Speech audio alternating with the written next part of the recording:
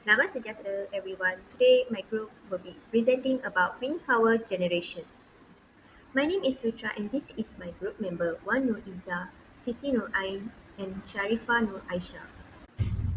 Introduction. A wind power generator uses the wind to spin its blades, turning a shaft connected to a generator that produces electricity.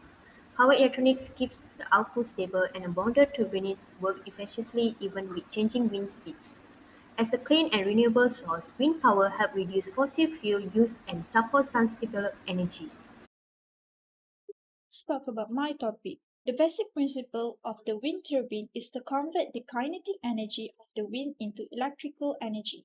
When the wind blows, it applies force to the blades, causing them to rotate. This produces mechanical energy, which is transmitted through the main shaft to the generator. Inside the generator, the motion is converted into the electrical energy. Now we move to the basic operation.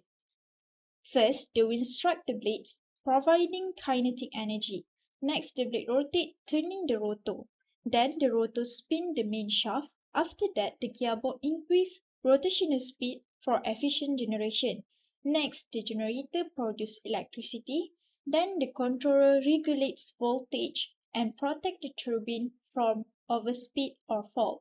Finally, the transformer increases voltage, sending electricity to the grid where it can be used in homes and industries. In conclusion, wind turbines work by capturing the wind, convert it, and supply electricity to the grid. That's all. I want to explain about the basic construction of the wind turbine.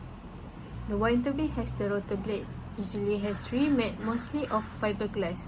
The wind flowing over them creates lift, similar to an airplane wings. Then we have the nacelle.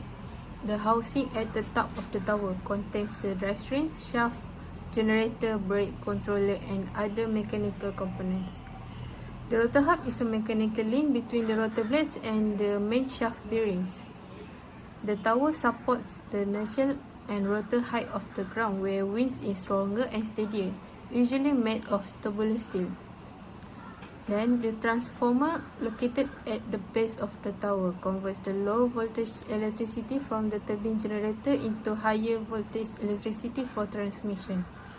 The foundation is a key structural component of the wind turbine, the concrete structure that anchors the tower to the earth. The size of the foundation is based on the size and weight all the components of the wind turbine as well as the compressive and uplift forces from the wind and rotation of the rotor blades. So the suitable materials to make wind turbines is for turbine blades, we use glass fiber reinforced polymer, carbon fiber reinforced polymer, epoxy polyester resins, and wood epoxy laminates. For the tower, we use structural steel, concrete, and hybrid steel. For nacelle and mechanical components, we use cast iron or forged steel, high-strung steel alloys, aluminum, and copper. For the foundation, we use reinforced concrete, pre-stressed concrete piles, and steel monopiles. For the offshore-specific materials, we need corrosion-resistant steel, special coatings, epoxy paints, and cathodic protection systems. For the requirements, we have engineering requirements, which is aerodynamic design, efficient blade profile, proper pitch control, optimized blade length to width ratio, mechanical reliability, which is strong rotor hub and shaft, high quality bearings and lubrication, and durable gearbox.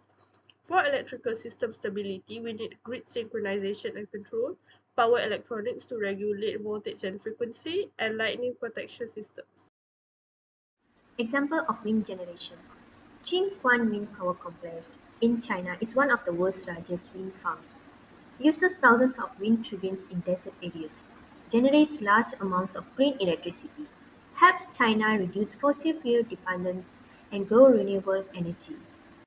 Conclusion: wind power is unstable and fast-growing renewable energy source that converts winds into electricity without producing greenhouse gases. Modern improvements like more efficient turbines and smart grid systems have increased its reliability and output, although issues such as intermittency and high setup costs persist. Wind energy's long-term environmental and economic benefits make it an essential part of future clean energy systems. That's all from us. Thank you.